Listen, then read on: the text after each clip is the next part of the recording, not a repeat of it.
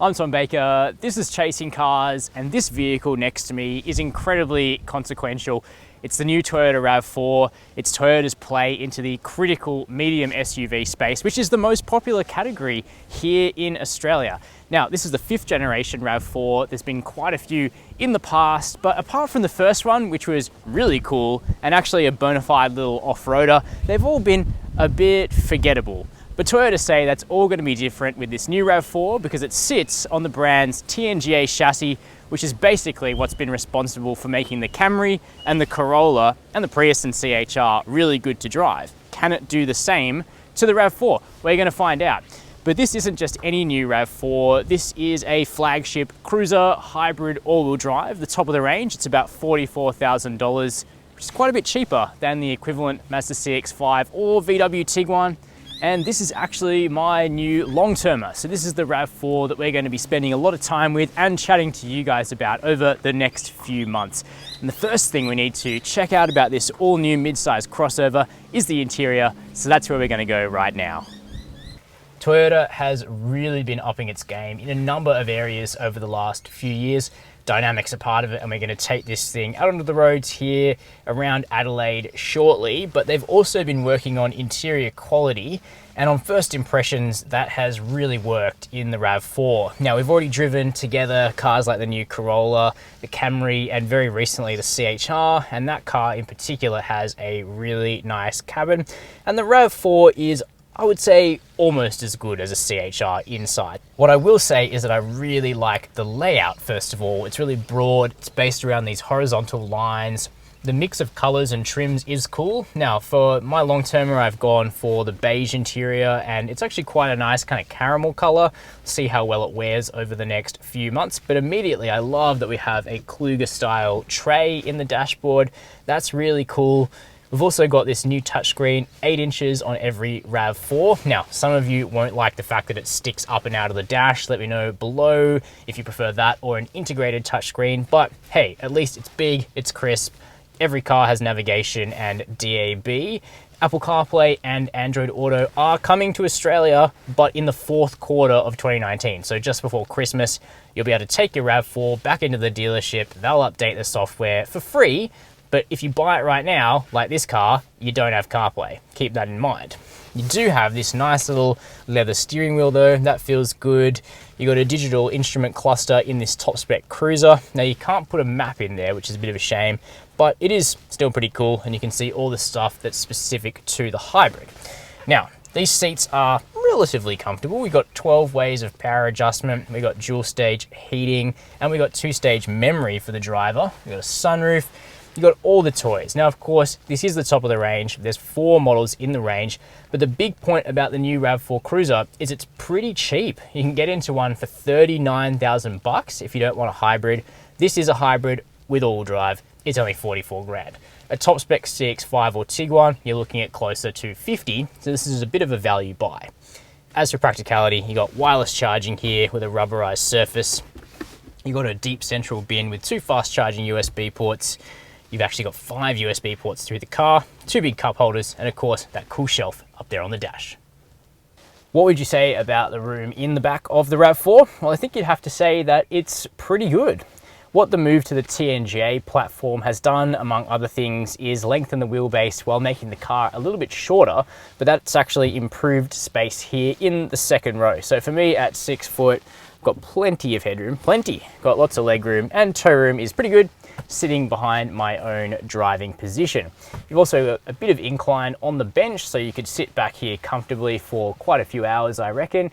And the reason for that incline is actually because the hybrid batteries are under this seat, really nicely packaged so that you get a more comfortable place to sit, and you also keep the clearance pretty good underneath the car and the step-in height pretty normal. It doesn't ride that high for the passengers. You also got some amenities back here. You got rear air vents on every grade. That's really good to see. Well done, Toyota. You got 2 fast charging USB ports back here.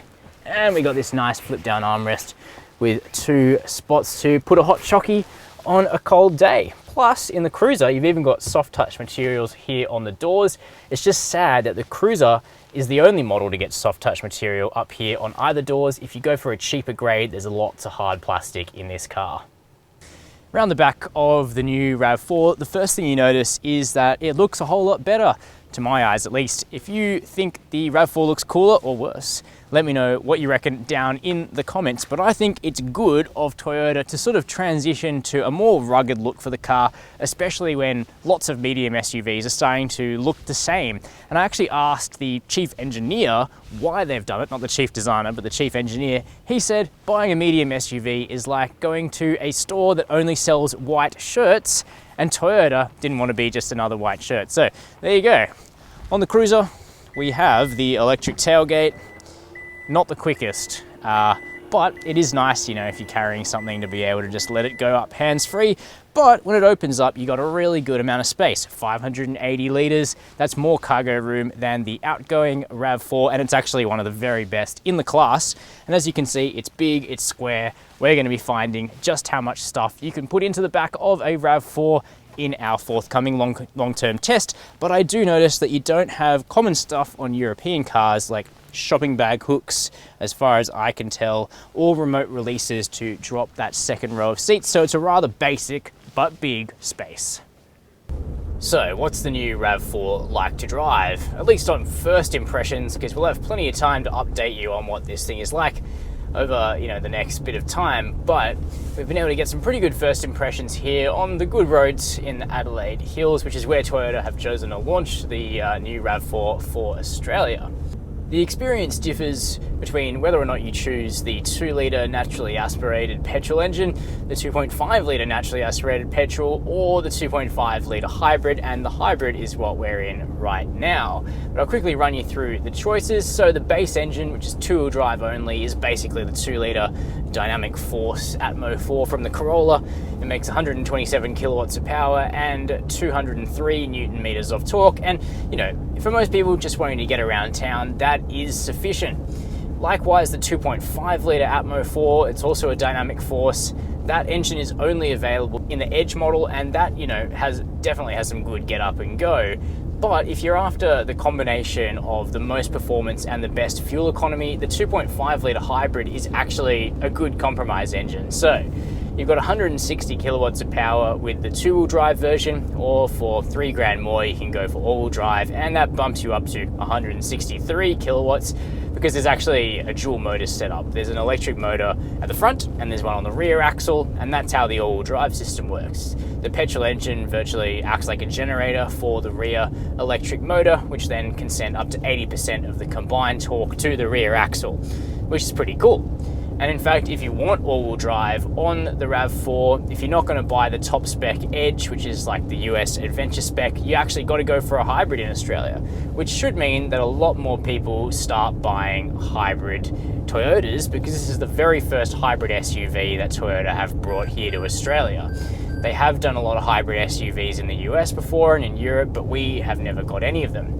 I am a fan of the 2.5-litre hybrid setup because you get that sort of instant electric torque off the line, which is great in town. Basically acts as if you had a turbo, and then when you're out on the open road, you do have a nice little extra bit of boost. And it just doesn't need to rev as much as, say, a naturally aspirated Mazda CX-5, so it's more of a relaxed driving experience. 163 kilowatts looks like a lot on paper.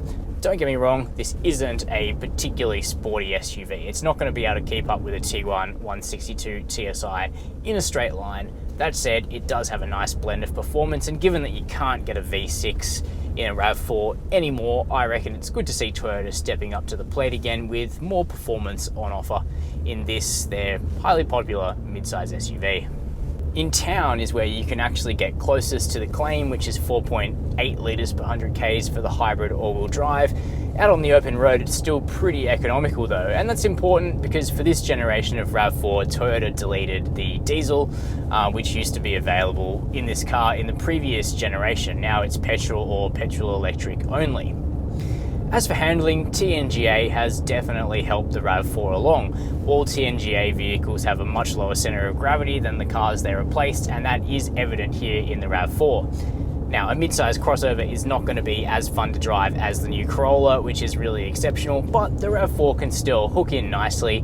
The steering feels pretty natural. There's not all that much body roll, though I don't think it's as athletic to drive as a Mazda CX-5 or a Tiguan. It's certainly closed the gap massively compared to the previous RAV4, which was dynamically nothing to write home about.